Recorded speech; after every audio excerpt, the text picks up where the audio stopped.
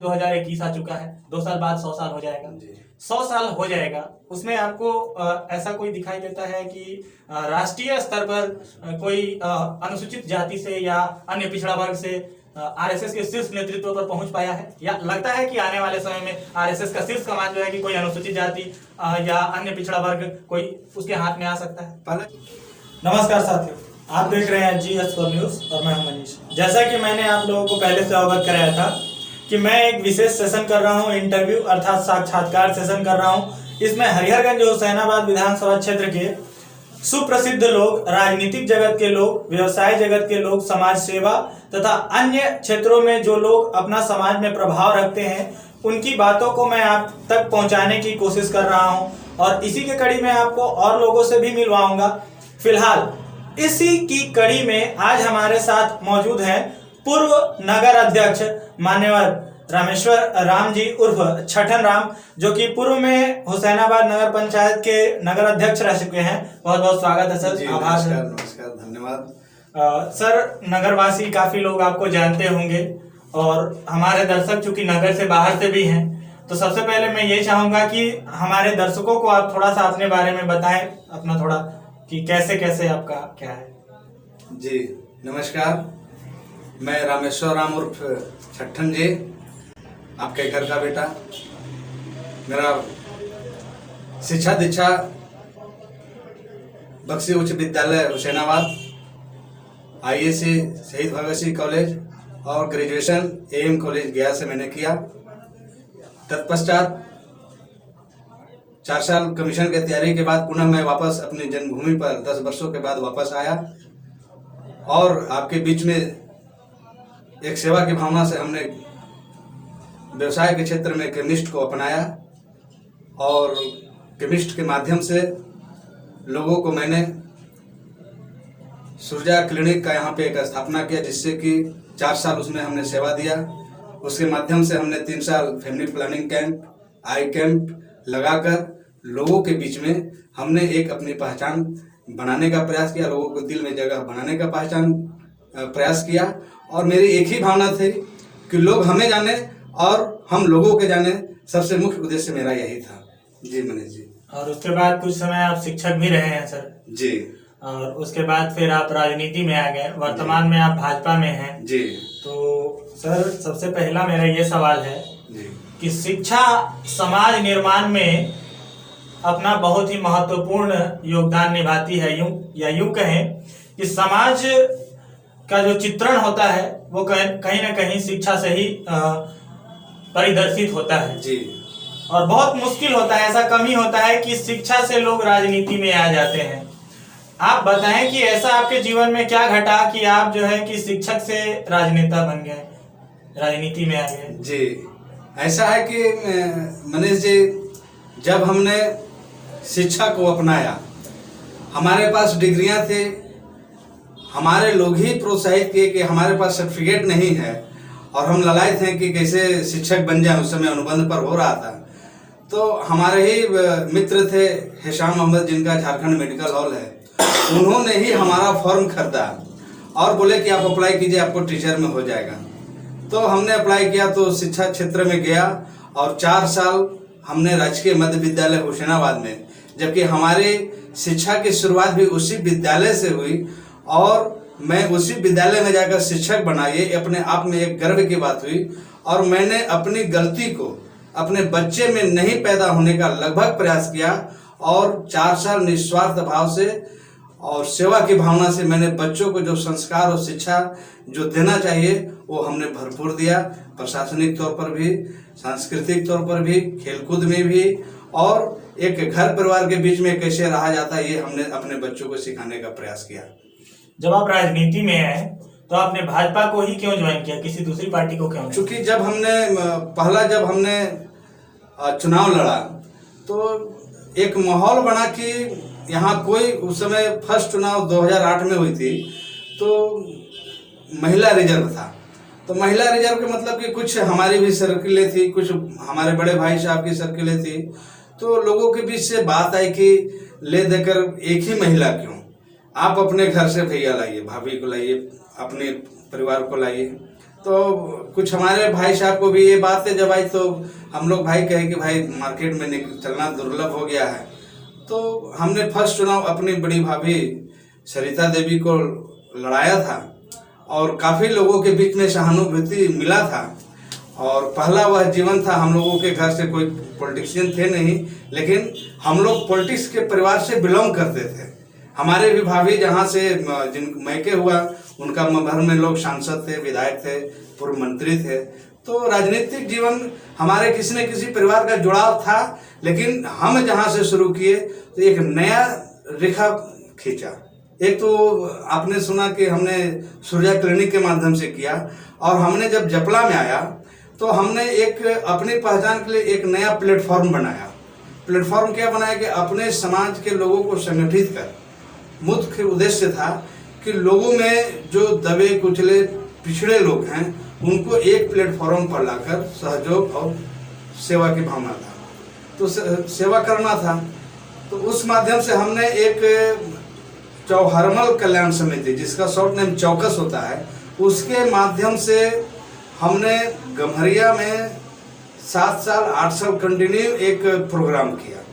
और जो भी हमारे समाज के जिस वर्ग से बिलोंग करते थे उन सभी को मान सम्मान देकर हमने उनको उनका आशीर्वाद लिया। और इसी का परिणाम रहा कि हम आने वाले समय में उनसे अछूते नहीं रहे। उन सभी का हमको समर्थन मिला कि आज नगर पंचायत का चुनाव आ गया, हम सभी चाहते हैं कि आपके घर से कोई मेंबर आए। तो वहीं से हम लोगों को हुआ कि ठीक है, तब समर्थन मिल रहा है तो हम चुनाव लड़ें। तो चुनाव लड़ना अपने जगह पर है। मेरा सवाल ये था कि आप भाजपा में क्यों जुड़ गए? और हाँ, भाजपा में जुड़े इसलिए कि जब दूसरा बार चुनाव हुआ तो हमने निर्णय लिया कि जब जनरल सीट हो गया, महिला जेंट्स कोई भी लड़ सकते हैं, तो रिजाइन मारकर लोग बोले कि आप ही लड़ जाओ, क्योंकि आप जो फेस करेंगे वो दूसरा में संभव नहीं है। तो हमने रिजाइनेशन मारकर जब चुनाव लड़ा तो 2 साल हमारे, एक तो मैं दलीय चुनाव हुआ नहीं था, तो जो हमारे पूर्व के जो हमसे बड़े प्रतिनिधि थे उनसे काफ़ी संघर्ष करना पड़ा। तो यह महसूस हुआ कि या तो मैं किसी दल से नहीं आया, जिसके चलते जो हमसे बड़े प्रतिनिधि हैं, जिनका इतना सम्मान करते हैं, उनके एक आदेश पर खड़ा रहते हैं, वो उनसे जो हमें मान सम्मान मिलना चाहिए नहीं मिल पा रहा था। तो लग रहा था कि हमें कहीं ना कहीं पार्टी ज्वाइन करना पड़े।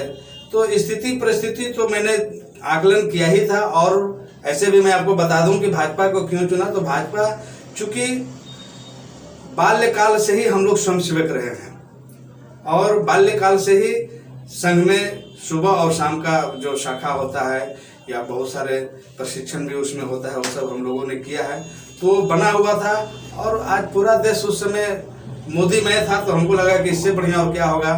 संघ का तो सपोर्ट था ही, तो उस समय मोदी जी आए आपको होशंगाबाद में, तो हमने मोदी जी, मतलब आपने भी अवसर का लाभ उठाया। हाँ, तो अमित शाह आए तो उनके सामने हम लोगों ने मोदी जी के। ये अच्छी बात है। जैसा कि आपने बताया कि आपने अपने समाज को एकत्रित करने के लिए बाबा चौहरमल से प्रेरित एक संस्था बनाया, चौकस जी। एक लेखक हैं, करीब 30 किताब से ज्यादा लिख चुके हैं। जी। नाम है उनका विजय त्रिशरण। उन्होंने दुसाध जाति पर भी एक पुस्तक लिखा है, दुसाध जाति का इतिहास। उसमें उन्होंने बताया है कि बाबा चौहरमल जो थे वो बुद्ध के विचार से प्रेरित थे।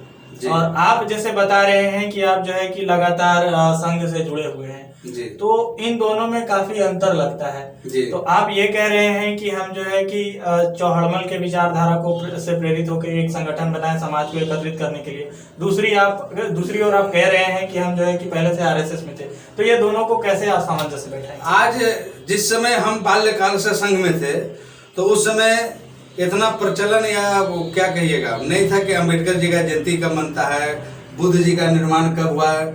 आज अगर जो आप परिस्थिति देख रहे हैं तो हम जिस संघ से जुड़े हैं या हमारा जो भारतीय संस्कृति है, हमारा जो कल्चर है, हमारा जो रहन सहन है, वह एक भारतीय संस्कृति के अनुसार है। और भारतीय संस्कृति के अनुसार जो हिंदुत्व की भावना है उसी से, चाहे वो बौद्ध धर्म को अपनाए या अम्बेडकर को हैं या अन्य कोई सिख के हैं, ईसाई के हैं, वो सारे कहीं ना कहीं से अलग हो रहे हैं। ऐसा नहीं कि उनकी उपज वहीं से हुई है। अगर कोई भी कहीं जा रहे हैं तो वो एक हिंदुत्व की भावना से ही वो अलग हो रहे हैं।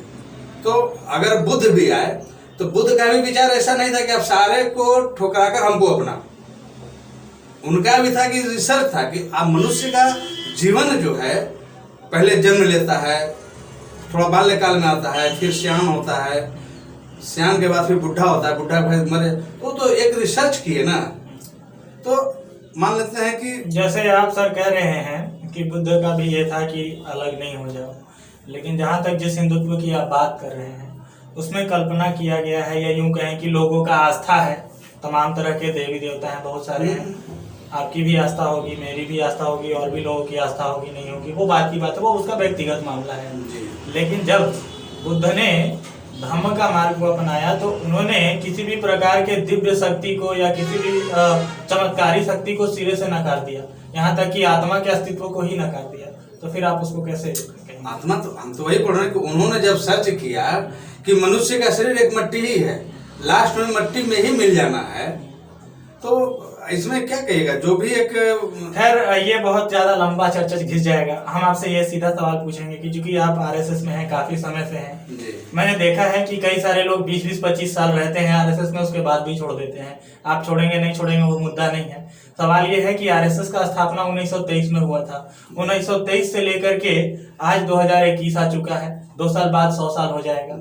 100 साल हो जाएगा, उसमें आपको ऐसा कोई दिखाई देता है कि राष्ट्रीय स्तर पर कोई अनुसूचित जाति से या अन्य पिछड़ा वर्ग से आरएसएस के शीर्ष नेतृत्व पर पहुंच पाया है, या लगता है कि आने वाले समय में आरएसएस का शीर्ष कमान जो है कि कोई अनुसूचित जाति या अन्य पिछड़ा वर्ग कोई उसके हाथ में आ सकता है? पहला चीज तो आपको ये बता दें कि संघ में जातिवाद है ही नहीं।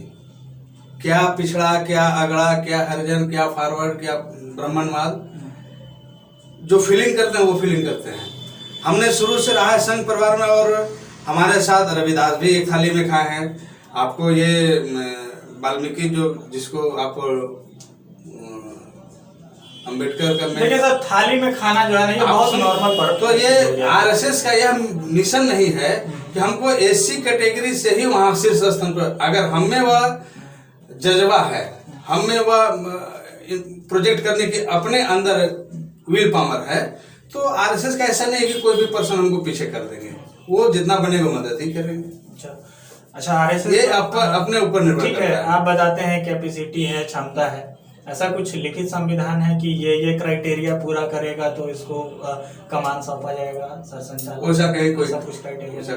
तो फिर सर किस आधार पे निर्णय तय होगा कि इसको दिया जाएगा, कुछ ऐसा कुछ है? ये अपने आज देख लीजिए, कोई भी ऐसा नहीं है कि एससी में शीर्ष स्तर पर नहीं है, लेकिन अभी तक तो नहीं है सर, अभी तक तो नहीं होंगे। अभी तक जहाँ तक मेरी जानकारी है, अभी तक 1923 से लेके आज तक आरएसएस के जितने भी सर संचालक हुए हैं, ये इत्तेफाक कहें या जो भी कहें, वो पर्टिकुलरली एक वर्ग विशेष के ही लोग रहे हैं। अब बात है ना कि देखिए, अभी आप संघ प्रचारक हो, जिला प्रचारक हो, प्रांत प्रचारक हो, तो आप देखेंगे कि वो जो भी हैं, एक तो अपने घर द्वार छोड़ दिए, और मान लेते हैं कि बहुत डिग्रियां भी बहुत सारी है, इंजीनियर हैं, कुछ और हैं, ये सारे चीज छोड़कर, है ना, अपने आप को एक धर्म प्रचारक के रूप में समर्पित कर दिए देश हित में, कि हमको देश का प्रचार करना अपने लोगों के पीछे। तो उनको सारी घर के सुख सुविधा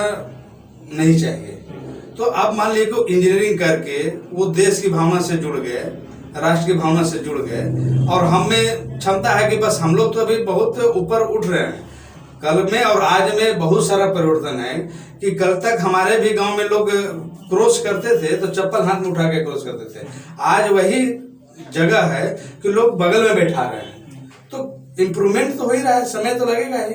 तो जब हमारे घर के लोग मान लेते हैं कि हाई प्रोफाइल नहीं कर पा रहे हैं, तो जो कर रहा है तो स्थान पे पहुंचेगा ही ना। सर ऐसा तो नहीं है कि कर पा रहे हैं, बात ये है कि लगभग 100 साल होने वाला है, लेकिन नेतृत्व जो है किसी वर्ग। सुन लीजिए, 100 साल की आप नारा दे रहे हैं, अम्बेडकर जी क्या बोले थे?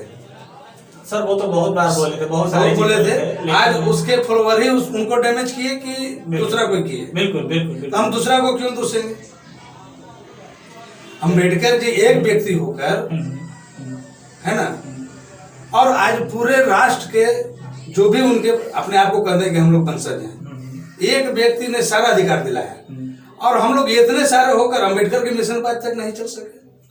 तो हम किसी के बारे में क्या कहेंगे? अगर हमारे अंदर जज्बा है तो आप जहाँ कह रहे हैं तो आपका आशीर्वाद, आपका सहयोग मिले कि उस स्तर पर पहुंचे। हम चलिए, बहुत बहुत आभार सर, आपने अपना कीमती समय दिया और उम्मीद करता हूं कि आगे भी आपसे मुलाकात होगी।